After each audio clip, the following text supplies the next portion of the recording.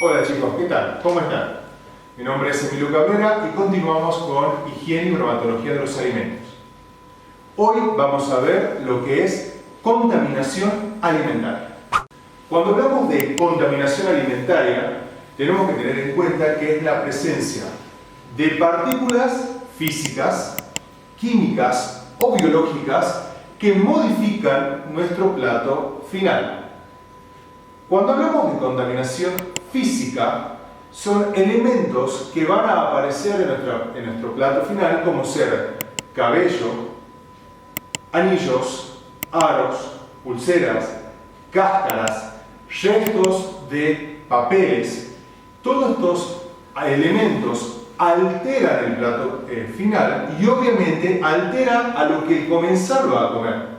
Tengan en cuenta que encontrar un cabello en un plato final, sinceramente es un bajón, y el comensal no acepta ese plato. Por lo tanto, genera una pérdida. Y generar una pérdida significa que nuestro emprendimiento puede no resultar como lo habíamos esperado. La segunda contaminación es la contaminación química. La contaminación química es cuando aparecen algún elemento como ser detergentes, veneno o cualquier otro tipo de producto químico en el plato final. ¿Cuál es el riesgo de acá? El riesgo es poder enfermar a nuestro comensal porque nuestro plato tiene un contaminante químico. Y el último es la contaminación biológica, en donde la contaminación biológica tiene que ver con la presencia de virus, bacterias o parásitos en el plato final. La contaminación biológica, y acá es ojo y tenerlo muy en cuenta, tiene que ver mucho con lo que es el almacenamiento de nuestros alimentos.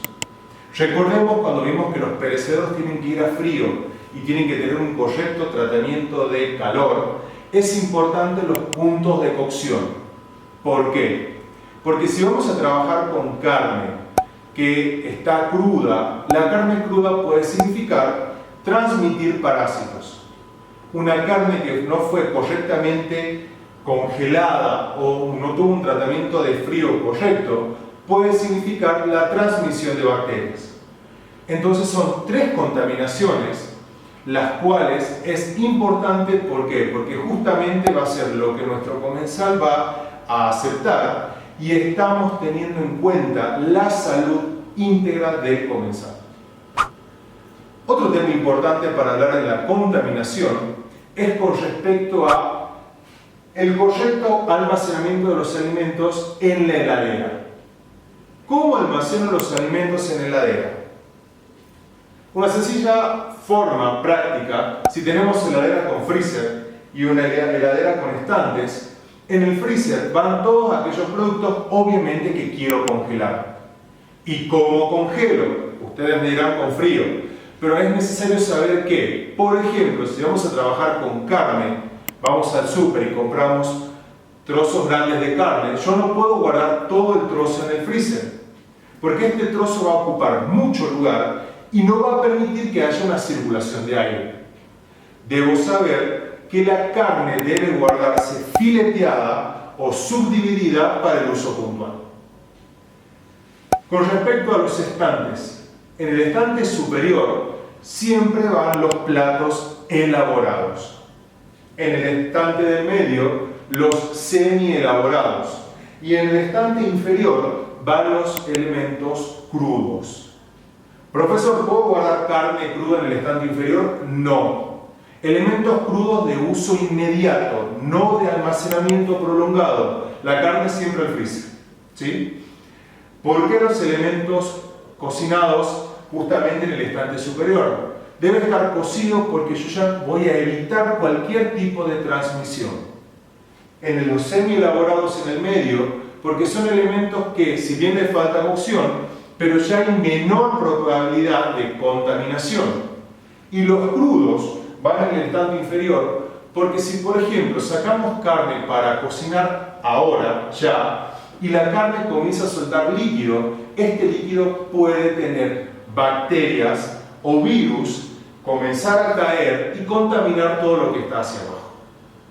Es importante que ustedes sepan cómo se almacenan los alimentos y qué tipo de contaminación puede darse en el almacenamiento en la heladera. Cuando hablamos de contaminación, tienen que tener en cuenta algo que se conoce como contaminación cruzada.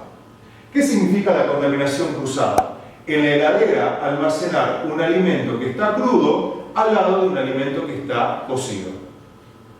¿Qué puede pasar acá? Las bacterias y parásitos que tengan el alimento crudo pasar hacia el alimento cocido. En la práctica, en la cocina, ¿cómo puede darse la contaminación cruzada? Por ejemplo, usar la misma tabla de picar y el mismo cuchillo para cortar carne y para cortar verduras. Por eso es muy importante que ustedes modifiquen, limpien y cambien las tablas y cuchillos al momento de cortar frutas, cortar carnes o bien cortar cualquier tipo de alimento. No pueden repetir el mismo utensilio. Importante de esta clase. ¿Qué es la contaminación? ¿Cómo tenemos que evitar la contaminación? ¿Cómo almacenar los alimentos en la heladera? Y que todas las tablas y cuchillos deben ser limpiadas después de utilizarlas con detergente y esponja y secas. Deben ser secadas. ¿Por qué? Porque una tabla húmeda también significa como un medio de contaminación.